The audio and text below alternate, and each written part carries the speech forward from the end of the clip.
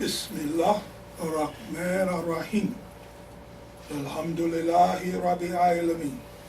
Nahmaduhu wa nasta'inuhu wa nastaghfiruhu wa nukilu bihi azza wa jalla. Ashhadu an la ilaha illallah wahdahu la sharika lahu wa ashhadu anna Muhammadan abduhu wa rasuluh sallallahu alayhi wa sallam wa ala alihi wa sahbihi ajma'in mubad ayala muslimun. That is, with God's name, the merciful benefactor, the merciful redeemer. All praise is due to Allah, the guardian, evolver, cherisher, keeper, sustainer of all the worlds, of all the systems of knowledge. We bear witness and give open testimony that there is nothing worthy of worship except Allah and Allah alone. And I bear witness that Muhammad sallallahu alaihi wasallam is the messenger and servant of Allah. May Allah peace and blessings be upon God's messenger, our prophet. We render all praises to Allah, and we seek His help, and we ask for His forgiveness. We put our faith and trust in Him. Mighty and sublime is He. We ask Allah's peace and blessings, His highest exaltations be upon Prophet Muhammad, upon his family, the companions, the righteous, all on us, O Muslims, be peace. Dear beloved Muslims, dear believers, I greet you with the best greeting. Assalamu alaikum. And what follows of this excellent salutation to our Prophet Muhammad, the prayers and the peace be on him.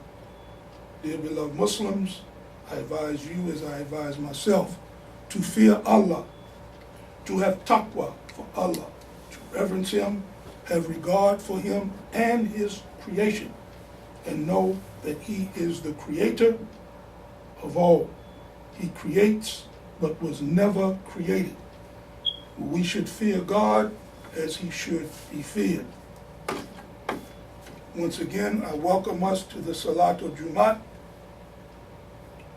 I hope that you've had the same opportunity that I took to make sure that we took a full ghusl and just watched our sins go right down the drain. And we had the opportunity, as we're often encouraged to do, to make sure that we cut our nails and you can feel the sin falling off of you. My talk for today is entitled The Prospect of Death. Before I offer you the substance of my khutbah or lecture, I want to offer us some context for the title, The Prospect of Death. Because I know there may be some of you here, particularly the scholarly ones amongst you, or those who may be listening to this talk or seeing it over the internet, you may be asking yourself, what does he mean by the prospect of death? There's some who would say there is no prospect. Death is inevitable. We're all going to die. It's just a matter of where and when. We won't know, but we do know there's no speculation about it. There are no ifs, ands, and buts, or could-bes, or maybes. But the word prospect itself has both different interpretations and meanings, whether it's used as a noun, which would be the subject of something, or a verb, which requires some sort of action, which for this Jummah, for this khutbah rather, requires me to offer us the context in which I'm going to be referring to. Prospect as a noun can mean the possibility or likelihood of some future event occurring, which I can quickly put to rest as not being the context in which I'm using it here. Because in death, that is to die, there is no possibility or likelihood that you and I will die. I can state emphatically, you, me, we're all going to die. There's no question about it. If I should die before you, I'm going to know death before you know it. And if you should die before me, it's vice versa. You're going to know the reality of it before I do. And you won't have an opportunity to come back and whisper in my ear, or me come back to whisper in yours and tell you, man, this gender thing, ain't nothing wrong with it. You need to get yourself right. And if I find myself someplace else, I'm going to want some more company, so I'm not coming back to tell you anything. But we all going to know the reality of death. Pardon me for one moment here, because I keep trying to be cute, like I don't need my dollar store glasses, when in fact I do. Allah says in Quran that every soul shall have a taste of death. He also tells us in Quran, for sure the knowledge of the hour is with Allah alone. It is He who sends down rain, and He knows what is in the wombs. Nor does anyone know what it is that he will earn tomorrow. Nor does anyone know in what land he is to die. For sure, with Allah is full knowledge, and He is acquainted with all things. And surely Allah the Mightiest speaks truth. So for the most part, that answers that. But the word prospect, which is also used as a noun, is then defined as a person regarded as likely to succeed, or in other matters as a potential customer, client, etc. A prospect. This is the context in which I'm using it here. A person regarded as likely to succeed. That is a human being created by God Almighty, regarded by both God and man as one likely to succeed. But then the question becomes, succeed at what? At reaching the Jannah or the hellfire? It's your choice. In Quran, it's described this way. Who will enter the great fire in which they will then neither die nor live? But those will prosper who purify themselves and glorify the name of their guardian Lord and lift their hearts in prayer. So within this same context concerning the prospect of death, we can consider ourselves to be prospectors. And a prospector, if you recall your days of cowboys and Indians, was defined as someone to search for mineral deposits in a place, especially by means of experimental drilling and excavation, digging, looking for gold. There's gold in them there hills. All right? That was a prospector. But the difference here being, we're not digging for gold or some other precious mineral, but we're searching for the best path to achieve the afterlife. And we found it. We found the Sirata Mustaqim, the straight way, and not those who have gone darling, far astray. Allah says, every soul shall have a taste of death, and only on the day of judgment shall you be paid your full recompense. Only he who is saved far from the fire and admitted to the garden will have obtained the object of life, for the life of this world is but goods and chattels of deception. He says, every soul shall have a taste of death. In the end to us shall you be brought back. That we have decreed death to be your common lot. Now that's real simple. That means it's going to touch everybody. It's not leaving out anybody. It's the common lot. And we are not to be frustrated. Allah says, wherever you are, death will find you, even if you are in towers built up strong and high. So ain't no sense in you locking the doors and putting the alarm on and, calling the police and asking them to watch your house and bringing security guards and stationing them out at the apartment complex. There ain't no sense in you doing none of that. Death is going to find you wherever you are.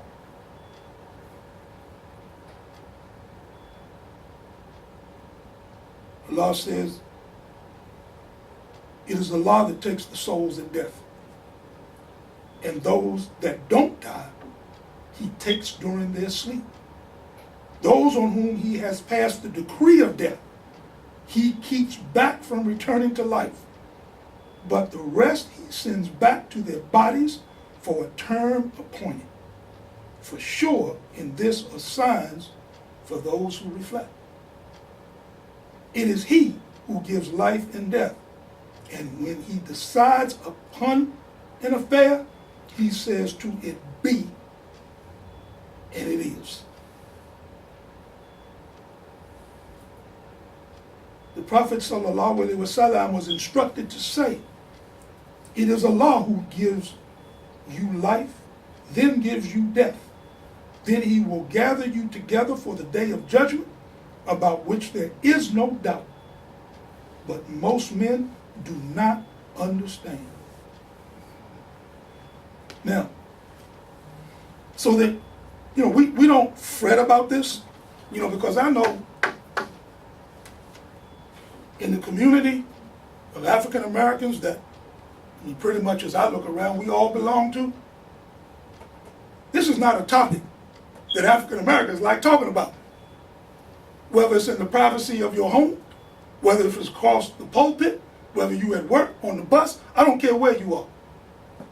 If you just mention the word death or dying, or anything associated with death or dying, try talking to one of your African American Christian friends about writing a will, about making sure that there are beneficiaries on the life insurance policy. And the first thing they're going to say to you, boy, don't you be talking about that. Don't you be wishing no voodoo on me. But there's no suspicion about this. Because Allah says this, Allah rewards the righteous, namely those whose lives the angels take in a state of purity, saying to them, peace be on you. You may enter the garden because of the good which you did in the world. So why wouldn't you want to talk about it? That's what you have to look forward to, assuming that you're doing right.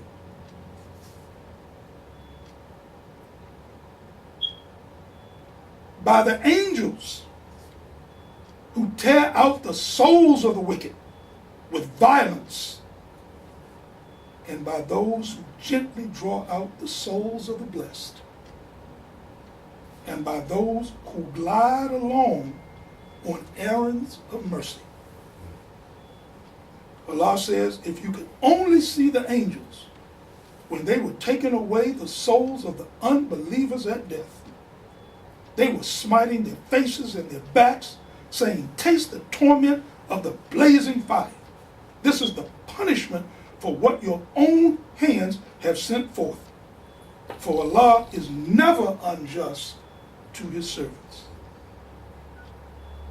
Their behavior is similar to that of the people of Pharaoh and to those that had gone before them.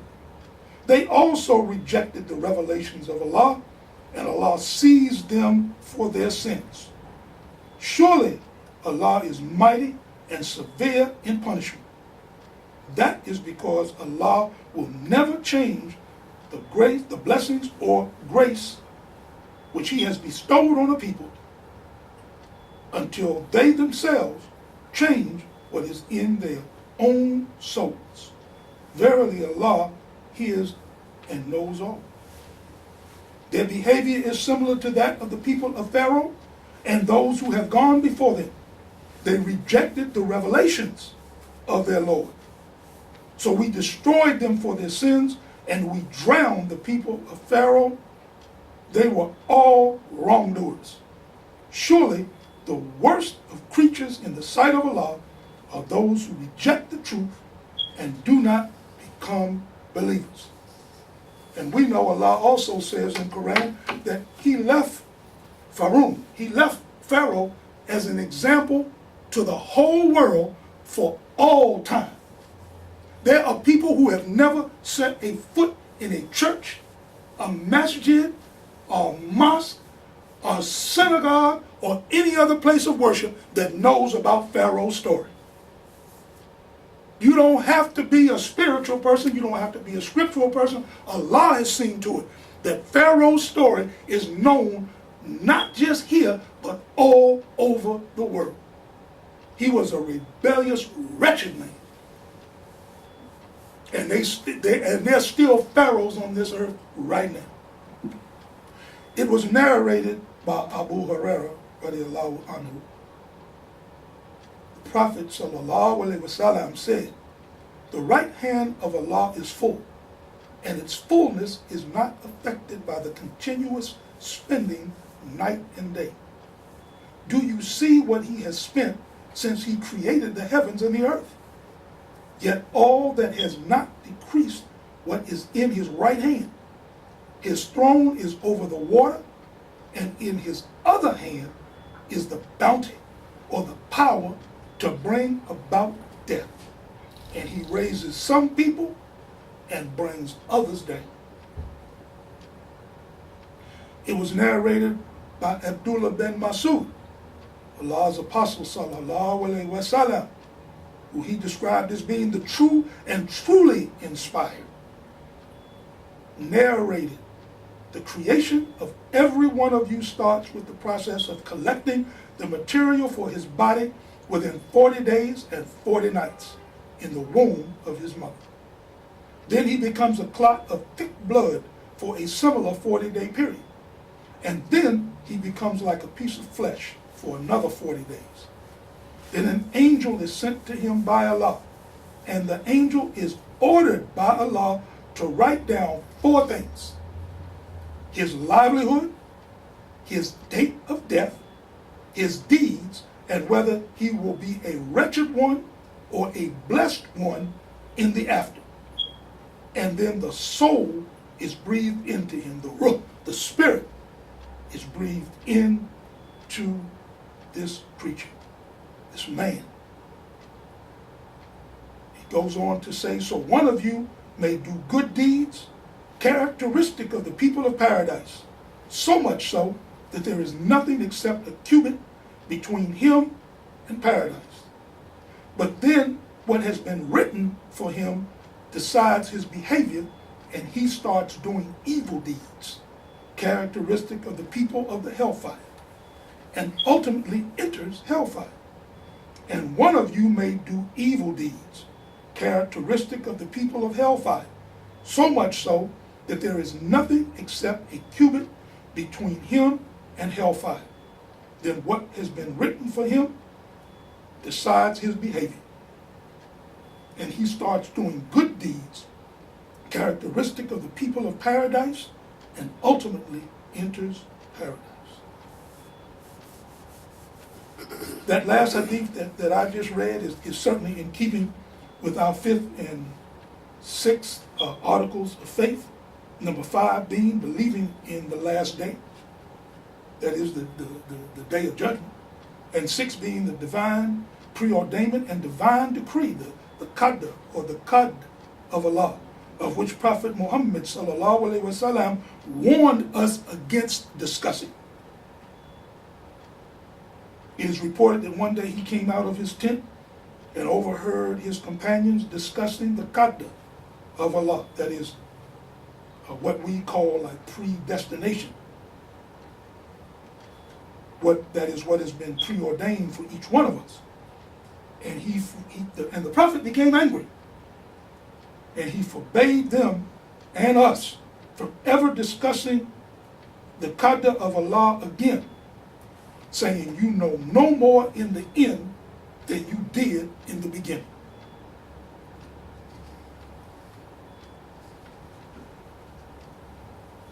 The Mujaddid, Imam Talib-Din Muhammad, may Allah have mercy on him, forgive him his sins, and grant him paradise, said, we are told in the Quran by Prophet Muhammad sallallahu alaihi wasallam that a Muslim has to die, but his death is the death of a Muslim. We have to die to worldly desires that are in opposition to God's will. Die so that you will live. But don't die physically. Don't kill the flesh. Perform all the functions of the flesh, because Allah has ordained all of the functions of the flesh. He has ordained in the very nature of the human being that we eat, that we drink, that we sleep, that we have activities, that we work, that we defend ourselves, that we marry women of our own selves and have children from our own selves. So marry, have a wife, perform every function of the flesh, eat food, drink the good drinks, eat of the good things that Allah has provided for you on earth. Doesn't Allah say that in the Quran? We need to eat of the good things that He's provided for us. Have exercise. Fight in war with your physical might if you have to. Sleep, because the flesh needs rest. The Prophet told us, sallallahu alaihi wasallam, that your body has rights over you. You can't stay up for no 3, 4, 5 days. You're going to fall asleep even if you don't know you were asleep. You're going to wake up and think you've been awake all that time. Your body has rights over you. How do I know? How do you know? You don't tell yourself to go to the bathroom. Your body's got a right over you. You try not going to the bathroom when your body says it's time for you to go. You're not a baby.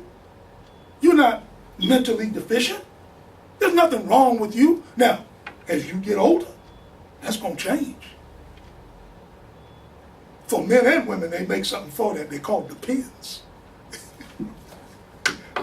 Because your body has rights over you. You don't have any control over that. You and I are sitting here right now, hopefully with clean livers and clean colons. Why is that? Because your body has rights over you. Hopefully you have low blood pressure. If you don't, thank Allah that there's some medication to control that blood pressure until you can get it right. Why? Because your body has rights over you. And when it's time to die, that ain't a decision you make. You can't put that off 1 second, nor can you speed it up. Because your body has rights over you.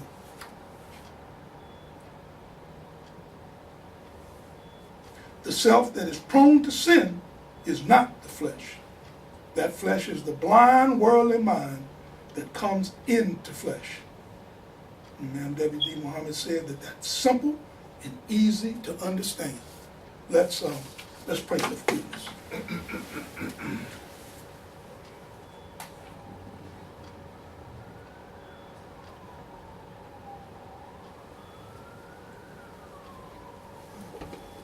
Alhamdulillah. Alhamdulillahi Rabbil Alameen. Ashhadu an la ilaha illallah wahdahu la sharika lahu. Wa ashhadu anna Muhammadan abduhu sallallahu alayhi wa sallam. So, I'm going to try to get through this as quickly as I can. I know we started a little late, but mashallah, it's all good. Anybody who has to leave, feel free. None of us will be offended.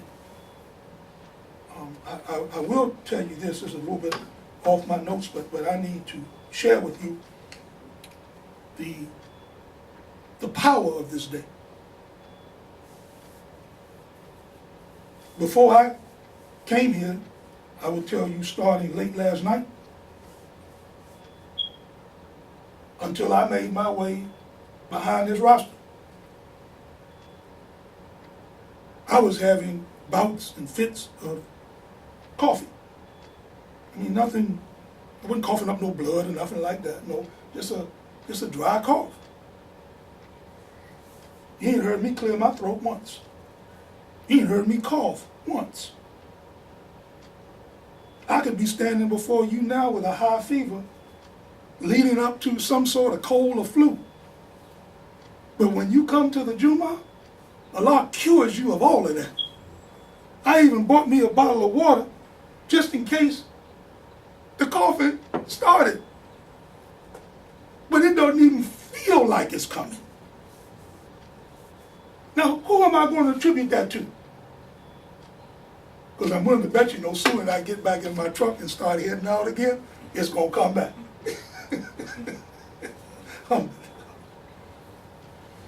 So, listen, as Muslims, as, those of us who are striving, to be believers, we may not have got there yet, but we continue to try. The question for us is, how is it that we need to be approaching death? How do we bury our dead? What makes our ritual practices different from others who profess belief in the same God? And how do we as Muslims in America reverence our family ties while not losing our true Muslim identity? I mean, we're here in America. This is not an Islamic country. Most of us either came up in a Christian environment or we've been influenced by some sort of Judeo-Christian environment. Now that Allah has chosen us to be Muslim, how do we navigate ourselves through that process? So what I want to do, I don't know if I'm going to get through this, I may have to kind of rush through it, but I'm going to start by giving us some insight as to how we bury our dead. Because these past few weeks, we've had to attend or offer prayer services for our brothers and sisters who have departed us. And in those instances, we either knew, we either learned, or we should have learned how to properly offer the funeral prayer.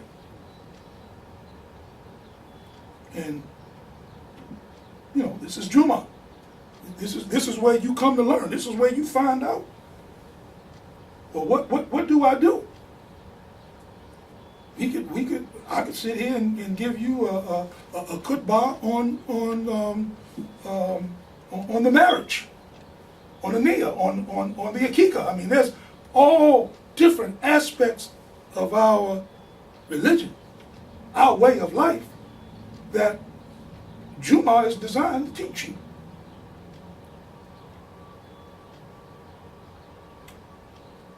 The janazah prayer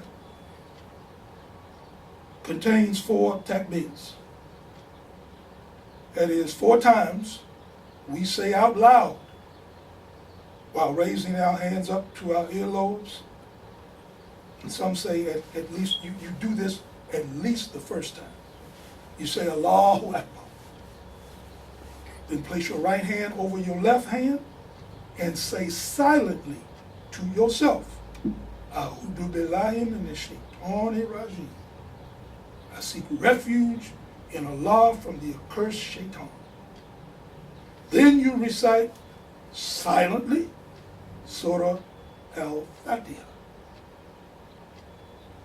Some say that you can follow Al-Fatiha with a short surah or a few ayats from a surah. And that's if you choose. Because all of this is taking place under leadership. There's nothing that we do in this religion that doesn't require a leader, except our birth and our death. Everything else we do, there's a leader. When you come to Jumu'ah, You can't have a Jumu'ah without somebody standing in front of you. You ain't Quakers. Quakers walk into the, I think they call it the friendship hall. It's just a room of pews that are lined up. And the congregation faces another group of pews where the elders sit.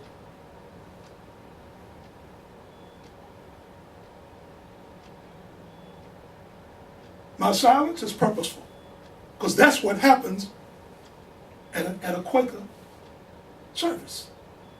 It is total silence. Not a word. Nothing is uttered for at least an hour. At a minimum. And then someone in the congregation, or perhaps one of the elders, will stand up and say whatever it is they want to say. They may not even mention the word God. That's not how we function. We function under leadership. And during the janazah prayer, we need to make sure, one, that there's a leader, and when you line up in your rows, it was the practice of the Prophet ﷺ that if there were enough of you, that you make at least 3 rows. And there was some benefit. I'm going to skip through my notes so that I can get you the proper context for what it is I'm saying. I guess I can do that. Because I actually wrote down the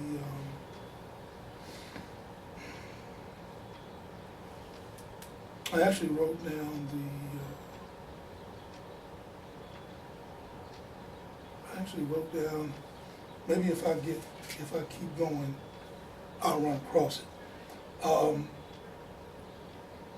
Okay, so I got you through the first takbir, Allahu Akbar. I got you through your right hand over your left. A'udhu billahi minash shaitanir rajim. I got you through that. Then Al-Fatiha. All right. Then you say the second takbir. You say it again out loud. Allahu Akbar. Now some say you can choose to raise your hand or not. I'm not getting into those finer points. In our community, we raise our hands. But if you don't, or if somebody standing next to you doesn't do it, leave them alone.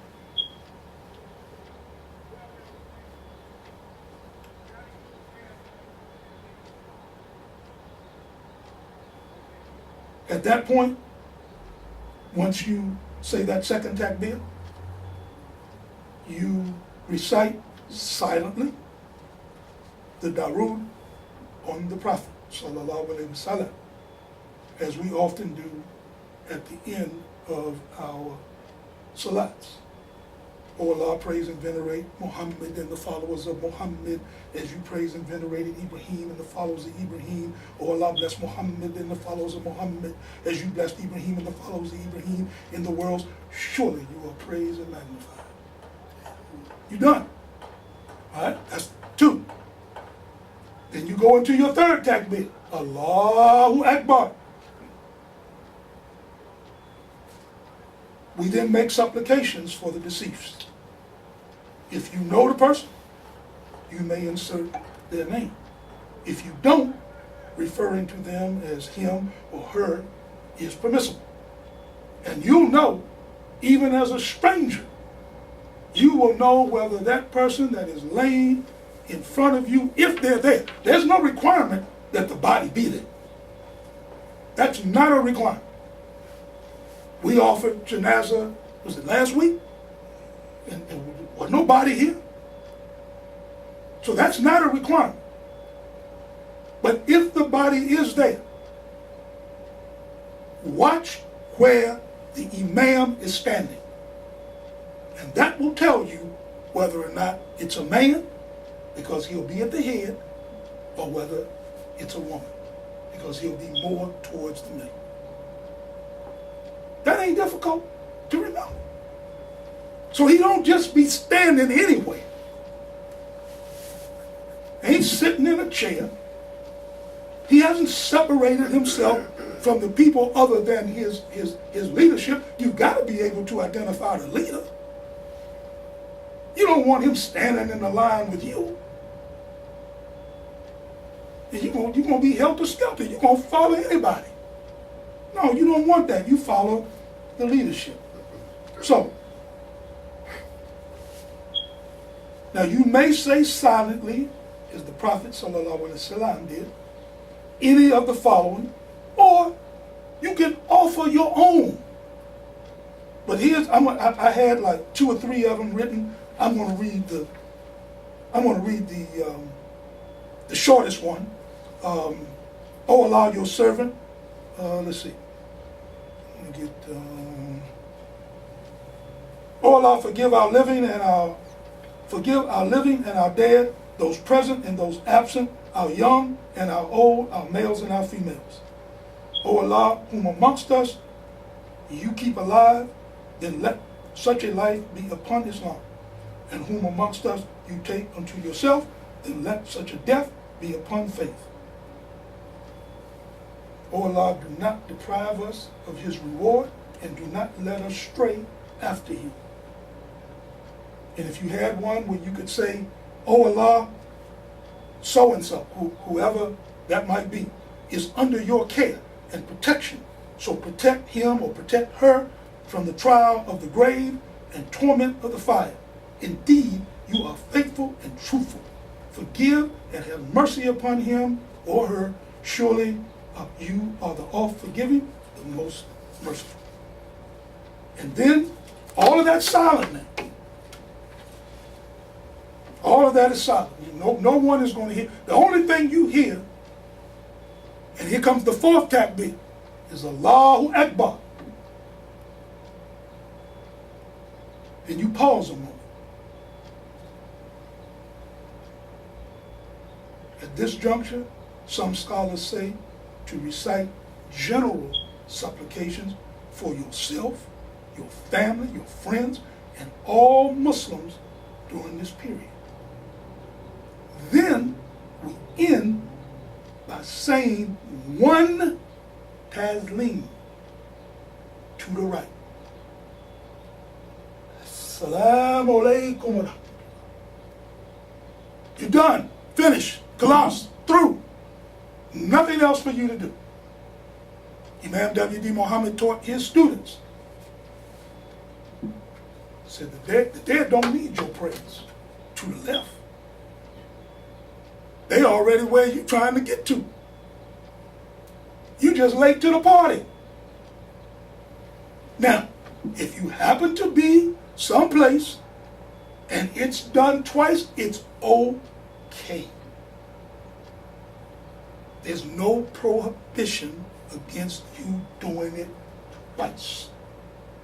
But in this community, and I stand to be corrected by our resident imam here, but in this community, we do one to the right and we're done. Now, here's why I'm explaining this to you, and here's why we want to continue to do things like this. So that when you attend a janazah, when you come to my janazah, I don't want an explanation. Now, if there are some of my family, anyone who I might have left that considers me to be a friend, if they're there, I would expect for some explanation to be given. Because you never know, when you offer these things to others who are not familiar, they may say, you know what? Man, when I die, that's the way I want to go. I don't want no whole lot of crying and, why do you have to go so? You don't need all that. You wailing over somebody you didn't even care about while they were alive. Now all of a sudden you breaking down and holding on to the casket. Oh, please don't go. Let them people go. You're going to be next. And you don't want nobody holding you back. You don't want nobody wailing. Why you don't want anybody wailing? Because the dead can hear you. That's torture to them. When the body is being washed, and sisters, pardon me, when you speak, it's in a low tone. Because they can hear you. You don't be standing around join talking about the basketball game and just, being loud and obnoxious. This is a time to be most respectful. Why is that? Because but for the grace of Allah, that's you on that table. And what's the first thing everybody says about the dead? Well, he's at peace now. How you going to be at peace if you holler? And should you walk across the grave, they hear you. They're speaking to you from the grave. You just can't hear them. One day you're going to be in that same position. So I'm going to close with this. I got a little bit more, but I want to tell you this. Because this is the first time I believe I've done this. But there are volumes of articles and books and periodicals on offering the Islamic burial service, what we call the janazah, which janazah means funeral. But it also literally means on a board. Literally. That's what janazah means. So that's what the scholars say. That's what Imam W.D. Muhammad taught us. That janazah literally means on a board. Because in traditional Islamic countries, you are laid out on a board. If you ever go to the Hajj, there are believers who die on the Hajj. They take that body, they cleanse it, they perfume it with some herbs. They wash the body, they wrap it, they tie it, and the board that he laid out on, they pick that joker up, and they go around the Kaaba, holding up this body on the board. Ain't in no casket. Caskets are an American thing. And once they put them in the ground, if you've never seen it, they take that body and they turn it, they make sure that the head is facing toward the Kaaba, and then they turn that body to the right. Even in death, Allah wants you to be right. Ain't no time for going, not at this point. You done come all this far. Ain't no sense in you going the wrong way. Let's get it right. And those are the things. And there's some other little nuances that we do, things that we get blessed for. You get blessings for attending the janazah, but you get even more blessings when you follow that body to the grave. And especially if you here in Washington, D.C., like we had to do a couple of weeks ago with our dear brother Abdullah Shabazz. Do you know how many blessings we got for driving all the way down to Waldorf from here? Are you kidding me? I mean, that's enough cleansing within itself. So I mean, these are the kinds of things. Now, here's the last thing. This is the prop that I bought, and I don't do props. But this one book, right here, I've studied it, and I recommend you get it. It's a 5-volume set by Sunan Abu Dawud. It's one of the 6 major collections of hadiths. Now, I have volumes 1 through 3. And in volume 2, which is this one, there is a Kitab al-Janazah. That is a book of funerals. It covers 83 chapters in this one volume alone. So anything that I wanted to know about what the Prophet ﷺ or his companions did, what do I say when I go to see the sick? What do I say when I go to the grave? How do I respond to someone who's not Muslim? When should I offer condolences? I mean, everything that you want to know. What should I wear? How should I get there? How should I come back? Everything you want to know is in there. That's why we keep telling you to study your religion. You don't want to accidentally do something right. You want to be able to do it right and know why you're doing it. And what makes this book special is that the Imam who put this book together, he reviewed over 50,000 hadiths. Only 4,800 of them. That's less than a tenth. That's less than 10%. 4,800 of them made it into the 5 volumes. And what I like about it is, when he did his work, he would let you know whether this hadith was strong. How would you know? Because he wouldn't have a comment. If it was weak, he had a comment. And then would tell you, go study it a little more, as he did. 20 years he studied. Bukhari sat right beside him as he was studying. The two of them were together, studied under the same Imam.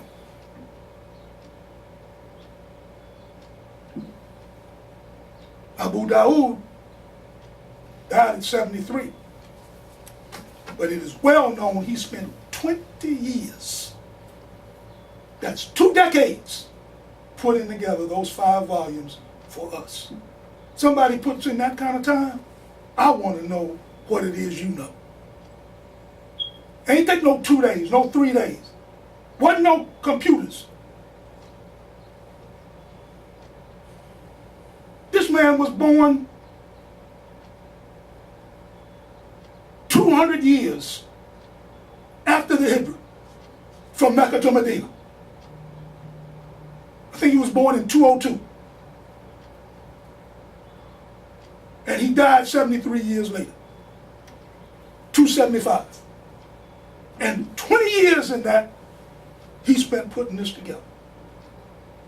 And I don't have the time to go through it right now, but I certainly have it in my notes. He even wrote a letter about his book, telling people how to use it and what to do when you come across things that may appear to be in contradiction. I mean, you don't understand how thorough that is? That's about as close to perfection as you're going to get without being perfect. No, I may be wrong about this, so you go study that.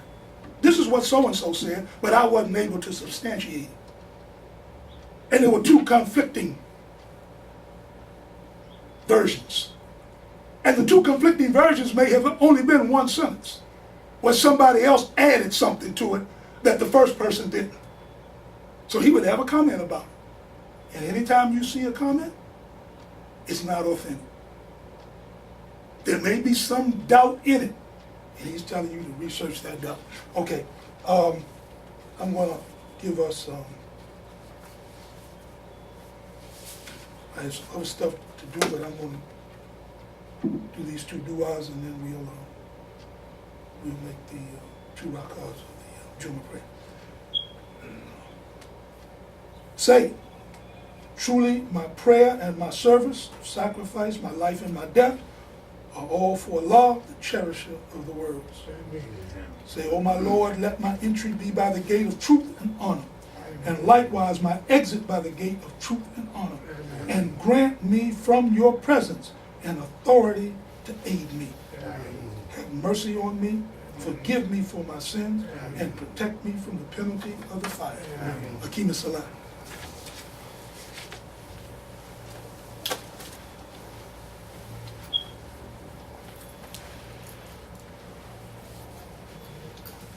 Allahu Akbar, Allahu Akbar. Ashhadu wa la ilaha illallah. Ashhadu anna Muhammadan Rasulullah. Hayya ala salah, hayya ala falah. Qad qamat as-salah, qad qamat as-salah. Allahu Akbar, Allahu Akbar. La ilaha illallah. La ilaha illallah Muhammadan Rasulullah sallallahu alayhi wa sallam.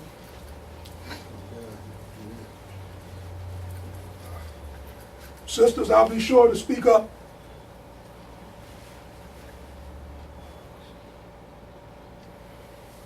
Allahu Akbar. Allahu Akbar.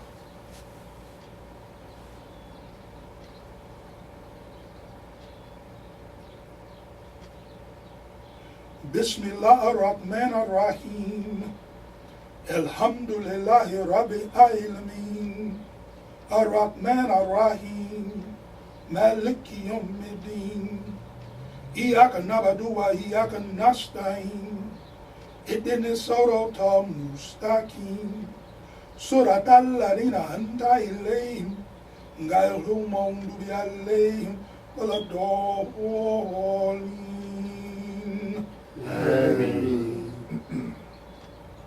Qul huwallahu ahad, Allahu samad, lam yalid wa lam yulad, lam yakul lahu kufuwan ahad.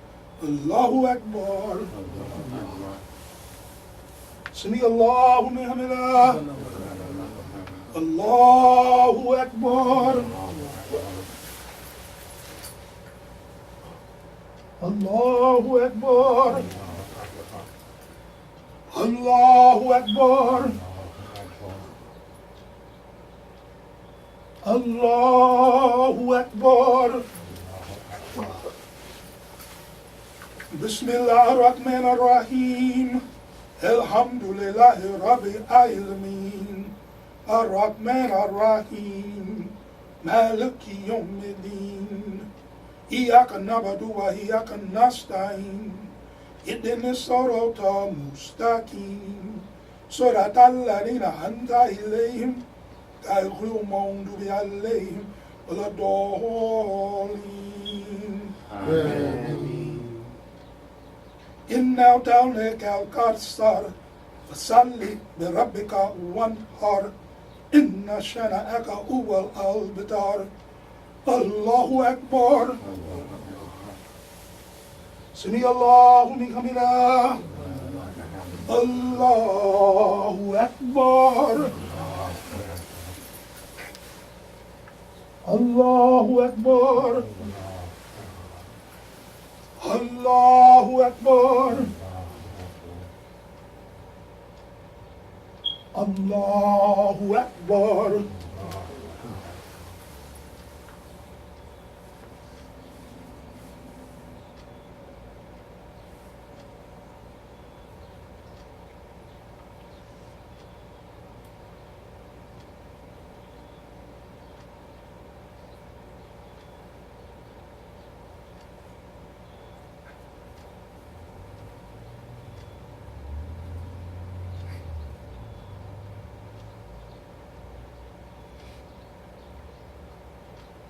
Assalamu alaikum wa rahmatullah. Assalamu alaikum wa rahmatullah.